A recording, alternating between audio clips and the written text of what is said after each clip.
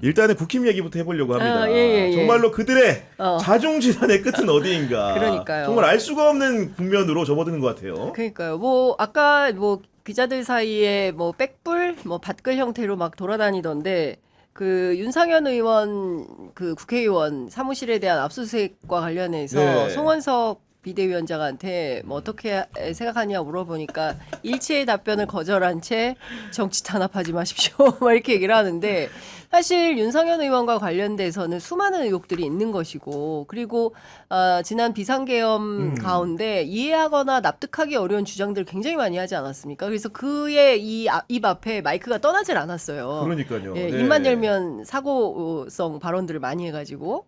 근데 이제 오늘 어쨌든 압수수색이 전격적으로 단행이 됐기 때문에 오늘 보니까 막 그 의원회관 그 윤상현 의원실은 굳게 닫혀 있고 기자들이 버글버글한 이런 사진이 엄청 돌아다니던데. 그러니까요. 예, 어쨌든 국민의힘 내부는 상당히 당황하고 있는 것 같고요. 이러다가 정말 핵심을 다 타격당하는 거 아니냐라는 생각을 하는데 사실 지난 여름에 한 일을 생각하면 계산은 해야죠. 계산은 그러니까. 철저히 하고 넘어가야 정산 한번 되는데 해야 됩니다. 그쵸? 네. 이 사람들은 정산하기 싫은 거예요. 빚 갚을 생각이 전혀 없다. 참 그래서 많은 충돌이 있을 것 같다는 네. 생각이 좀 듭니다. 아닌 게 아니고 오늘 이제 김건희 특검을 이끌고 있는 민중기 특검이 윤상현 의원의 지역구 사무실, 국회의원회관에 있는 사무실, 자택까지 압수수색을 했는데 오늘 국민의힘 적잖게 논란 분위기가 좀 감지되지 않습니까, 이정주 기자?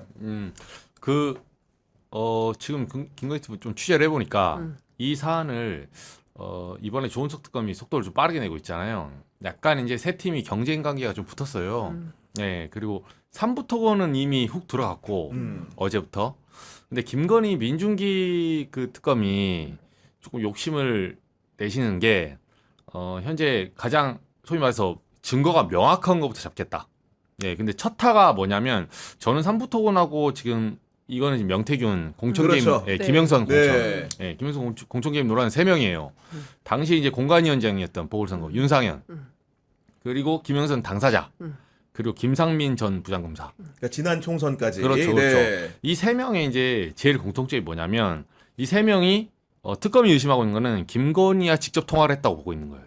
네, 저도 취재 사실 지금 파일을 까면 김상민 전 부장검사는 어마무시합니다. 제가 들었던 그래요? 것만 해도 그 12월에 이분이 7, 8년생이거든요. 그러니까 이 정치권에서는 어린 편이에요. 그렇죠. 네. 나이가 많 50이 안 됐으니까. 네. 네. 초선으로 나오기에는 그러면 검사를 막 그렇다고 20년 한 막 그런 연차는 아니거든요. 근데 이분이 옛날에 이제 조국 웅동학원 수사할 때 같이 했었죠. 윤석열 막내 검사로 했는데 제가 그 들었던 말은 지금 창원 의창구 여기가 이제 최종적으로는 김종양 의원 인터폴 총재했던 이 사람이 공천을 받는데 당시 2월까지 막 난리가 나다가 한동훈 당시 비대위원장이 싹 잘라버려요.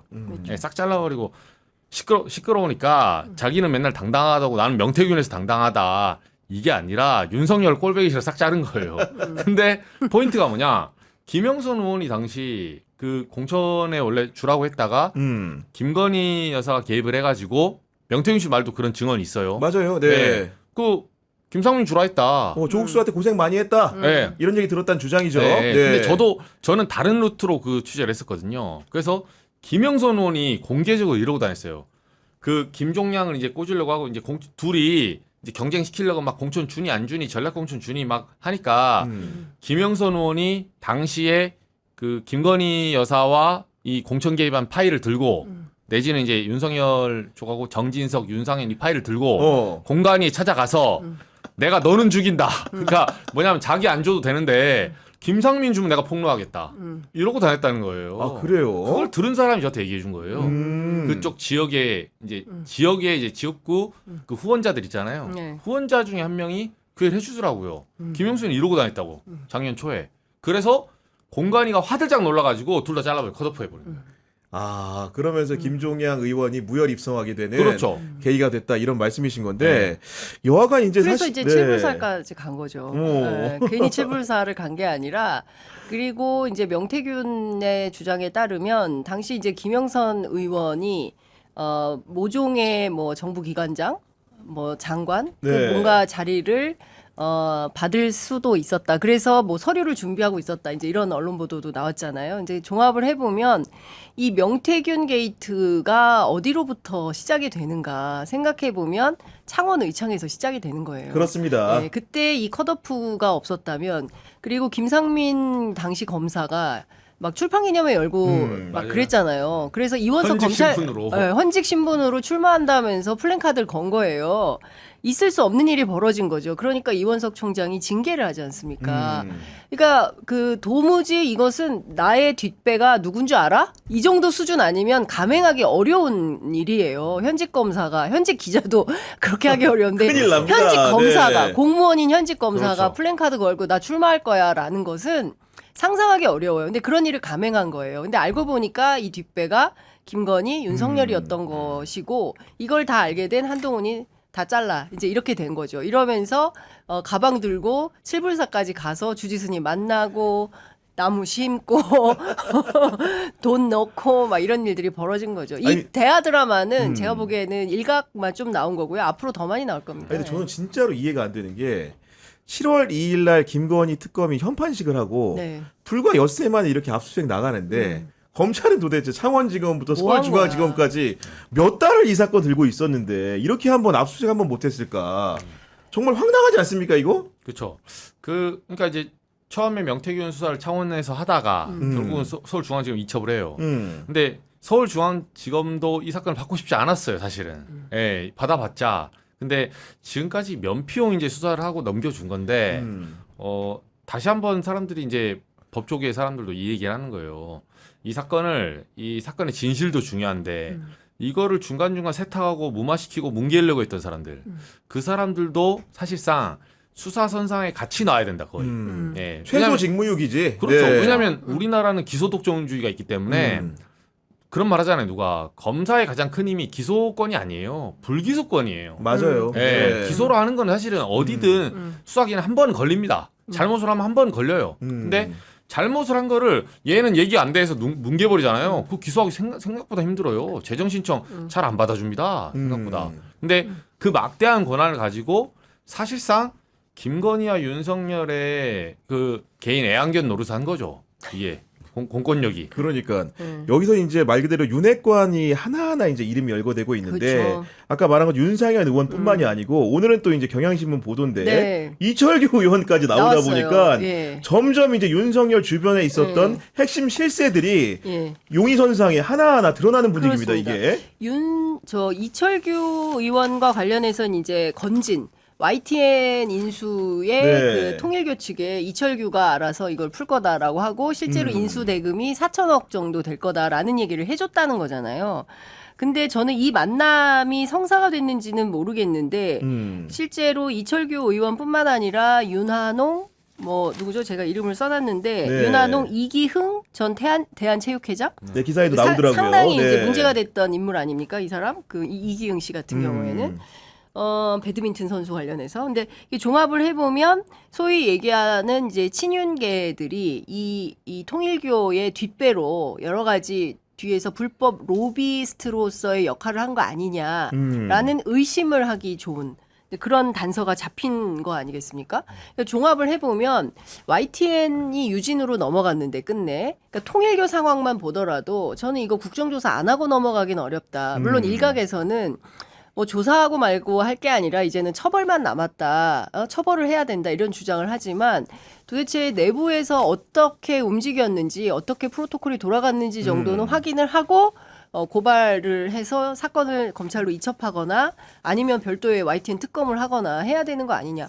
아니 통일교에서 이렇게 많이 갖다 줬는데 유지는 꽁으로 YTN을 받았을까요? 그냥 했겠냐? 네, 그렇죠. 네. 이런 의심은 충분히 가능한 거 아니겠습니까? 그러니까 지금 사실 그 지난 3년간 윤석열 정권의 이 발자취가 어마어마하기 때문에 하나하나 다 찾아서 이걸 확실하게 걷어내지 네. 않으면 큰일 나겠다. 그러니까 정말 나라를 해 드실 결심을 하시고 이 사람들이 들어온 거 아닌가라는 생각을 안 할 수가 없어요. 아니 저는 그리고 이철규 의원이 경향신문에 언론에 한 해명이 또 재밌는데 당연히 건진법사를 모른다고는 못하겠죠. 네. 그러니까 뭐라고 말을 하냐 경향신문 기자와 통화해서 전성배 씨와 7, 8차례 통화한 사실은 있다 이렇게 얘기하고 맞아. 다만 YTN 인수와 관련된 얘기는 나눈 적이 없다고 말은 하는데 이러저런 얘기하면서 막판에 뭐라고 했냐면은 그 전성배 씨와의 얘기를 하는 겁니다.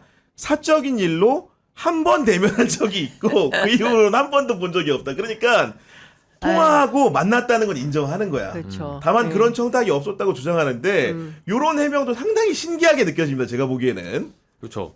이 사실 YTN 인수건으로 나타나는 거는 그 대선 전으로 이어서 이제 기사를 봐야 되는데 아직 안 나온 게 있어요. 안 나온 게 뭐냐면 현재 이제 YTN 인수할 때 이 윤핵관들 연루된 윤핵관이 지금 전성배 씨랑 만난 사람 뭐 지금 보면 윤한홍, 뭐 이철규 그리고 같이 있는 이기흥 뭐 전 대학 체육회장이잖아요. 근데 보시기에 이기흥 전 대한체육회장 좀 뜬금없지 않아요?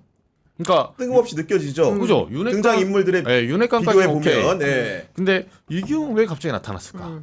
좀 이상하잖아요. 근데 이거를 사실 이제 특검팀도 알고 있고 저희 취재기자도 취재를 따라하고 있는데 제가 오늘 이제 기사 쓰기 전에 단서 하나만 말씀드릴게요. 야, 네. 안 나온 거 하지 말라고 정양 그랬는데. 단독입니까? 단독입니까? 네. 단독. 아니 아까 취재 편의점에서 했어야지. 아 그때 제가 여기서 풀려고 좀 아껴놨어요. 네. 아 이런. 아니 근데 또 우리 구경 기자는 네. 사법 리스크를 두려워하더라고. 제가 여기서 아니 나는 내가 두려운 게 아니고 우리 경향 TV 해는 주면 안 되니까 그런 거지. 그냥 TV 하지 마. 아무튼 오늘 해보세요. 오늘까지 들어보겠습니다. 그러니까, 네. 그때 주진우 병역비리도 의혹도 말하니까 네. 화들짝 하시더라고. 저는 괜찮은데. 알겠습니다. 아니 듣겠습니다. 네. 오늘. 네. 아무튼 이게 무슨 내용이냐면 지금 제가 이름은 아는데 이름을 말하기 좀 그렇고 이땡땡인데 건진법사가 그 원래 캠프에서 예전에 네트워크 본부에 있었어요. 그렇죠. 네트워크 본부가 어디냐면 댓글팀입니다. 네. 아, 역할이 실제적인 네, 역할은 유튜브하고 댓글팀이에요. 어. 제가 실제 거기 있던 사람들도 친한 사람들 있어요. 그건 알아요 예, 제가. 예, 예. 예. 근데 거기 팀에 누가 있었냐면 이 땡땡 이 사람이 이기흥 씨 조카예요. 아 네. 네트워크 본부 소속 직원 중 당연하죠. 하나가 당연하죠. 이기흥의 조카다. 네. 네. 이기흥이 이제 조카로 뭐 정확히 말하면 아직 그분하고 통화한 건 아니니까 추정되는 사람. 추정되는 사람. 네, 주변에서 맞아요. 이 사람이 네. 이기흥이 조카라고 추정되는 사람, 네. 지목한 사람. 예. 이 기억 리얼리한 사람인데 네. 이 정도면 다 알아요. 이기흥 이 사람이 댓글팀에 있었어요 지금. 네, 그러니까 대선 전에 이미 찐윤들이 만든 건진법사 찐윤들은 다 존재를 알았거든요. 그래서 양재팀에 보내줬어요. 서초동에 따로 사무실이 있었거든요. 그 댓글 작업하는 건진법사 네트워크 본부팀 아래 산하에 작업을 하는 꽤나 중간 간부 성향의 꽤나 무게감 있는 사람이 이기흥 씨의 조카로 지목되는 사람이에요. 그러니까 그 조카로 지목되는 사람을 타고 나중에 YTN 인수는 취임 후 아닙니까? 이기흥이 등장을 한 거죠. 그러니까 이미 그 관계는 그 전부터 이어져 왔던 거고 조카를 디스패치 해놨죠. 제가 봤을 때는 그 전에 급파를 해놓은 거예요. 너 거기서 댓글 작업해라. 그러면 난 나중에 합류해서 우리 윤석열 정권하고 한번 해보자. 예. 그리고 대한체육회장은 결과적으로 떨어졌지만 이분이 그 연임을 앞두고 있었거든요. 결과적으로는 떨어 유승민, 그렇죠. 예, 유승민 전 선수가 됐죠. 그 IOC 위원이 됐죠. 예. 예. 근데 이기흥 씨가 이거 가지고 엄청 밑에서 물밑에서 로비 많이 했거든요. 예. 심지어 저희 쪽 정치부 기자들한테도 뭐 만나자는 식의 오퍼가 많이 왔었어요. 대한체육회장을 하려고. 예. 제가 그때 저는 이기흥이 뭐 바빠 죽겠는데 나는 김건희 취재해야 된다. 키를 시켰지만 네. 이럴 줄 알았으면 만날 만나볼 거 거 그랬습니다. 예, 무슨 말 하는지. 네. 예. 어쨌든 간에 이런 의혹들의 이제 핵심에는 김건희가 있는 건데 김건희가 일단은 검찰 출석은 피했습니다. 우울증을 이유로 피했는데 지금 그러면 특검 조사에는 순순히 응할 것이냐. 많은 분들이 그러지 않을 거란 관측을 하는 것이 지금 숙명여대 석사학위 취소에 이어서 석사가 취소됐으니까 네. 당연히 박사도 취소해야 되니까 국민들의 연락을 취하는데 안 받아요. 연락이 안 닿는다면서요. 지금 보니까. 네. 아니, 불리하면 연락 안 받는 거죠. 그리고 또 병원에 숨어버리려고 뭐 작심할 수도 있지 네. 않을까 싶은데 저는 그렇다고 해서 대한민국의 공권력이 이렇게 호락호락하지 않기 때문에 이번 주 내일 윤석열 구속 가능성이 매우 높지 않습니까? 네. 그러면 저는 차주에는 김건희 씨에 대한 소환 조사부터 이뤄지고, 시작을 네. 하고 뭐 한두 차례 불러서 견적이 안 나오면 거기도 바로 구속영장 칠 수밖에 일단 너무 많아요. 그리고 출퇴근 물론 집은 가깝지만 그렇다 하더라도 지금 3특검을 내리 다녀야 되거든요. 그리고 김건희 특검만 하더라도 4개의 특검보가 있어요. 거기 다 불러가야 될 수도 있어요. 바빠요, 이 사람이. 그래서 제가 보기에는 구속 상태에서 조사받는 게 서로 양자 간에 서로 편하다. 그래서 저는 이렇게 막 굉장히 늦게 뭐 다 수사가 마무리된 다음에 부를 것이다. 이런 관측도 있긴 하던데 저는 그러지 않을 것 같다. 빠르게 불러서 네. 뭐 상당히 수사가 된 부분도 있고 뭐 삼부토건이나 도이치모터스나 명품백 이런 건 사실은 뭐 수사할 것도 이미 뭐 없는- 다 나온 밑그림이 나와 거잖아요. 있기 때문에. 예, 예. 네. 그러니까 몇 번 불러가지고 확인만 음. 하면 되기 때문에 제가 보기엔 이렇게 긴 시간이 걸릴 것 같지는 음. 않다. 근데 또 생각을 하겠죠. 어디로 숨어야 되나? 이번에는 다른 병원으로 가야 되나? 남편이 구속돼서 정신적으로 너무 힘들다. 힘들다. 뭐 그런 사유도 그럴 수- 어떻게 예, 어떻게 있죠. 보면 예. 네. 아니 그리고 그 개인적으로도 이렇게 많은 혐의를 받고 있는 중대 혐의자 아니겠습니까? 당연히 우울증도 생기고 없던 저는 제가 왜 울화도 생길 것 같아요. 울화. 우라통. 예, 우라통이 터지죠. 우라통이 터진다. 그렇죠. 예. 내가 지금 이러려고 지금 이게 아닌데 이런 정권 생각 잡았나? 그렇죠. 네, 이러려고 내가 정권 잡았나 이런 생각하겠죠. 네. 어쨌든 김건희 특검도 속도를 내고 있고 그 내란 특검도 정말로 이제 보폭을 넓히면서 다양한 수사를 하고 있는데 저는 사실은 그 볼 때마다 놀라는 게 그 조은석 특검이 정말로 언론을 잘 알고 있는 것 같다. 그렇죠. 사실은 윤석열도 언론 꽤나 좀 다뤄봤다고 생각할 그쵸. 텐데 윤석열 변호인단이 내란 특검한테 되지를 않아요. 그렇지 않습니까? 안 되죠. 네. 그리고 조은석 특검은 저는 사실 조은석 특검이 지금 뭐 소환 조사하고 시간 조절하고 지하 1층 가면 지하 1층 되냐 안 되냐 이런 논란조차도 어느 정도 계산에 들어와 있던 것 같아요. 왜냐하면 윤석열이 생각보다 빨리 체포되고 빨리 반성하고 빨리 막 이렇게 침으로 해서 막 들어가고 하잖아요. 그러면 사람들이 봤을 때는 그거는 사실 국민의힘을 비롯해서 내한 동조 세력이 바라는 거예요. 빨리 제압하고 우리는 새 타이어 갈아 끼고 가겠다. 근데 윤석열의 이 태도의 특징을 알기 때문에 조은석 특검은 윤석열이 이 정도 반발할 거다. 그러니까 반발할 정도의 공격을 하는 거죠, 사실은. 그러니까 네. 안에다가 반발합니다.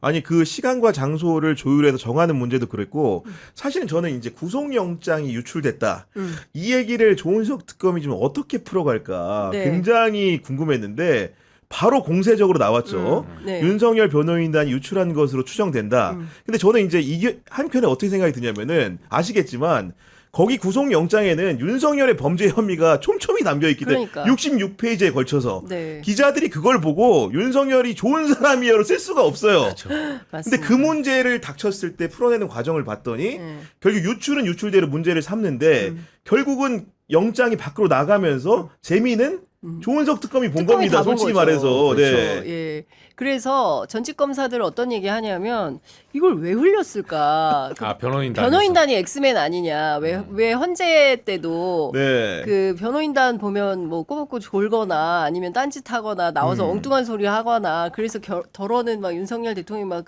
끌어잡아다니고 막 이런 일이 벌어졌었잖아요. 이제 그런 것처럼 변호인단이 뭔가 좀 이해할 수 없는 행동을 한 거 아니냐 이번에도 네. 이걸 굳이 유출해서 얻으려고 했던 노림수가 뭔지 계산이 안 된다. 혹시 기자들이 취재 좀 해줘봐 달라 뭐 이렇게 얘기를 하기도 해요. 근데 사실 이 66쪽짜리 내용을 다 종합을 해보면 저는 다 떠나서 이 따옴표 안에 소위 이제 윤석열이 직접 그렇습니다. 합법인 거죠. 네. 쌍따옴표. 요새는 이거를 큰 따옴표라고 하더만요. 저희는 학교 다닐 때는 쌍따옴표로 배웠는데 이 큰 따옴표 안에 들어간 내용을 조금 소개해드리면 오늘 아침 동아일보에 좀 나기도 했는데 네.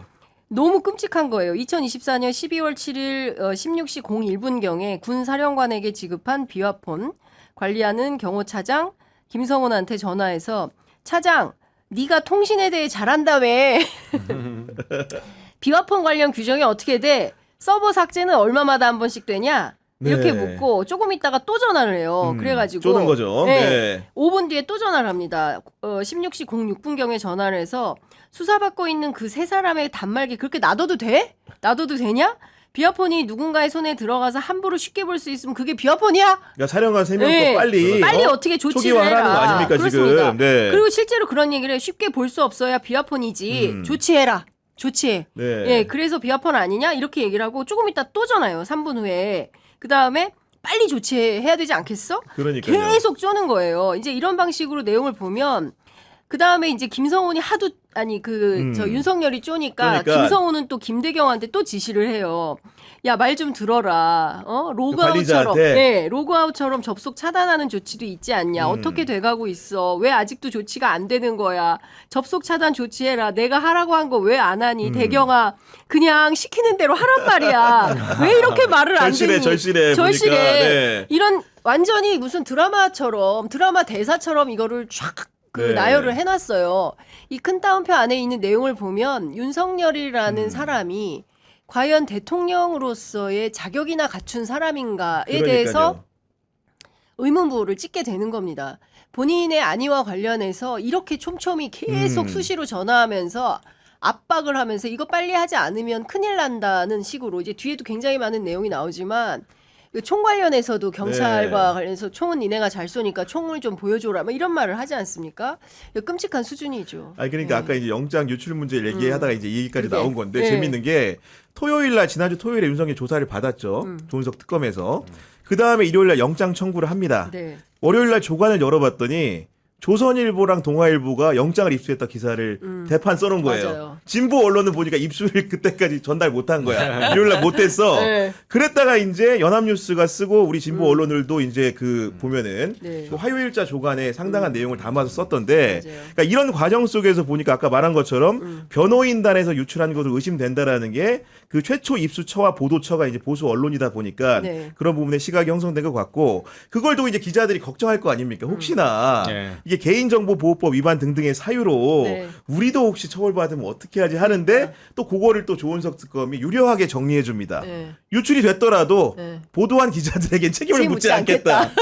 그래 놓으니까 이게 네. 윤석열 변호인단은 지금 전전긍긍인 거야. 네. 흘린 건 또 자기로 돼 있는데 네. 이 판을 유리하게 가져가야 되는데 네. 조은석 특검의 손바닥 위에서 네. 노란하고 있는 거예요. 그렇죠. 지금. 네. 지금 영장 보도 계속 나오거든요. 보니까. 네. 아니 제가 보기에 쓸 거 너무 많아요. 그러니까 지금. 네, 아직도 쓸 거 너무 많고 네. 이 종합을 해보면 경우에 따라서 조은석 특검이 함정을 팠나? 라는 생각마저 들어요. 그럴 수 있어요. 네, 함정 파놓고 빠지기 기다렸나? 그러니까 이제 요거를 철퍼덕 빠진 윤석열의 변호인단이 야 이거 되루주고 말로밖에 생겼다. 이거 우리만 다 처벌받는 거 아니야? 이제 이런 생각을 하는 거죠.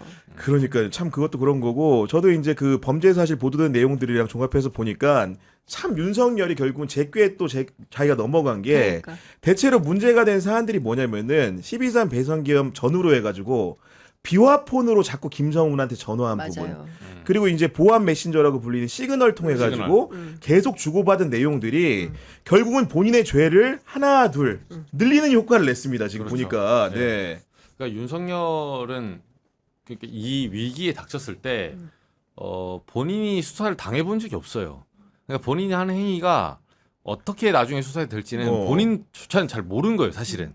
근데 제가 이제 조은석 특검 얘기 나왔으니까 그 수사 감각, 그 비매품 제가 3회도 하지 않았습니까? 네. 3회도. 3회도. 예. 예. 여러분 저는 1회도 하겠습니다. 뭐 보셨겠지만 시사평론에서 수사 감각 이렇게 입으로 붙이고 다니는 사람 저밖에 없을걸요? 3회독 정도 해야 스토리가 머리에 들어오지. 이렇게 막 덕지덕지 종이 들고 다니고 저는 그렇게 안 합니다. 아 멋있다. 네, 역시 외웠어요. 아니, 내생남 서설이 더 내생남. 길어 맨날. 본론으로 빨리 가 지금. 알겠습니다. 일단 자기 자랑 한 자랑 깔고. 아니 자랑 안 해주니까 제가 하는 거 아닙니까? 아니 근데 거기 내용 보면 이분의 이제 주특기가 이제 타초경사라고 하는 건데 보통은 그 제가 한번 말씀드렸죠. 타초경사. 네. 이게 때릴 타자에 풀초자예요. 그렇죠. 네, 풀을 때려서 경사, 놀랄 경자에 뱀사, 뱀을 놀라게 한다. 그러니까 주변에 이제 풀을 때려가지고 풀숲에 있는 뱀을 꺼내는 방식이거든요. 근데 이게 이제 뭐 좀 비슷한 고사성어 성동격서예요. 그런데. 예, 네. 왼쪽 치다가 오른쪽 딱 치는 이 오른쪽에 이게 막 꽹가리 막 하다가 왼쪽으로 치는 이 방법을 굉장히 잘 쓰는데 그 수사 감각이 어떤 부분이 나오냐면 이분이 그 마약 수사범인가 누구를 한 명 잡으려 그래요. 근데 택시 기사 그러니까 그 범인이 계속 도망을 가는데 이거 책 맨 앞에 나온 얘기거든. 세 번 읽은 거 맞아 내가. 앞에만 읽었는데. 아 보셨군요. 알겠습니다. 그럼 제가 그 남한산성 백숙 얘기는 다음에 하겠습니다. 그 얘기 괜찮아. 맞아. 그 네. 내용이 네. 보면 결국은 사실은 그 수사 과정에 기억나시죠? 맞아요. 예. 그 사람들을 속이는 거 거짓말해요. 해요. 음. 그러니까 선의의 거짓말인데 마치 수사팀의 차량이 2대 붙은 것처럼 얘기를 하죠. 사실 1시간 간격 떨어져 그렇죠. 있는데 못 그것도 한 대야, 한 쫓아가는데. 대. 2대도 아니고. 네. 그러니까 한 네. 대고 근데 그 기사에게 마치 이렇게 더 불이익이 갈 것처럼 이걸 만약에 범인을 은닉하게 되면 지금 내려주게 범인 되면 도피 은닉이 되면 그렇죠. 네. 이제 그런 식으로 해서 그 눈을 돌리고 너네는 잡혔는데 이렇게 하면 감경이 된다. 뭐 이렇게 하면 참작이 된다. 이런 식의 얘기를 해요. 근데 사실 그때 달아나면 그만이거든요. 맞아요. 근데 네. 이제 대체로 수사 감각에 있는 사건들이 보면 시작은 그 모든 거를 조은석 특검이 통제가 불가능합니다. 그렇지. 예, 그 통제 불가능한 상황에서 어떻게 기지로 빠져나가느냐, 어떻게 이 사람을 그 상황 속에서 스스로 발목을 잡게 만드느냐 이런 방식의 이제 사례들이 쫙 있는 거예요, 사실. 그러니까 한마디로 얘기하면 조은석 특검이 본인이 평소에도 병설을 많이 본다 그랬거든요. 그러니까 나오죠. 기본적으로 그 상황 국면마다 판단 능력이 상당히 좋은 것 같다. 네. 이런 것들 뭐 브리핑하는 과정이라든가 일련의 그런 행태들을 보면은 기본적으로 많은 학습 속에서 나온 대응들 같다. 그렇죠. 이런 생각이 좀 드는 것 같고, 그리고 아까 이제 그 여러 가지 범죄 사실 얘기하셨는데 제가 네. 눈여겨봤던 부분은 뭐냐면은, 그러니까 윤석열의 그 보안성이 좋다는 시그널. 네. 시그널이 이제 그 예전에 네. 저도 기사를 좀 써봤는데 IT 기자할 때 텔레그램 메신저보다 보안성이 더 좋다고 평가를 받습니다. 훨씬 그래가지고 좋죠. 네. 미국에서 이제 정부의 감청을 받았다고 감청 의혹을 폭로한 그 에드워드 스노든이 본인이 시그널 쓴다고 얘기했었어요. 근데 그런 시그널을 누가 쓰나 봤더니 우리나라에서 윤석열과 아이들이 쓰고 있었는데 그러니까. 거기에서 이제 주고받은 대화 내용이 공개되지 않았습니까? 저는 정말로 이제 이 대화를 보고 너무 황당했는데, 때는 바야흐로 2차 체포영장 집행 전에 네. 김성훈과 윤석열의 시그널 대화 내용입니다. 우리 김성훈이 친애하는 윤석열 대통령님께 뭐라고 문자를 보냈냐? 모든 것들이 대통령님께 유리하게 바뀌어가고 있는 것 같습니다. 더욱더 직원들 정신무장시켜 한치 흔들림 없이 수행하도록 하겠습니다 했더니 윤석열이 이렇게 화답을 합니다. 그래, 경호처가 흔들림 없이 단결. 경호처는 정치 진영 상관없이 국군 통수권자 그렇죠. 안전만 생각한다. 이렇게 화답을 했더니 유명한 대사가 나오는 거죠. 과거에도 알려졌던 김성훈이. 흔들림 없이 주어진 숭고한 임무 수행을 위해 충성을 다하겠습니다. 보내는데 일단은 유리하게 국면이 바뀌어 가고 있다는 설명 자체가 네. 정말 황당무계합니다. 네. 뻥카 아니 뻥카? 네. 그러니까, 뻥카. 근데 지금 나중에 보니까 김성훈 경호차장도 상당히 그 뭐라고 해야 됩니까? 충성심이 높은 것처럼 알려졌지만 이 특검 조사 들어가니까 윤석열 변호인이 나가자마자 잠깐만요.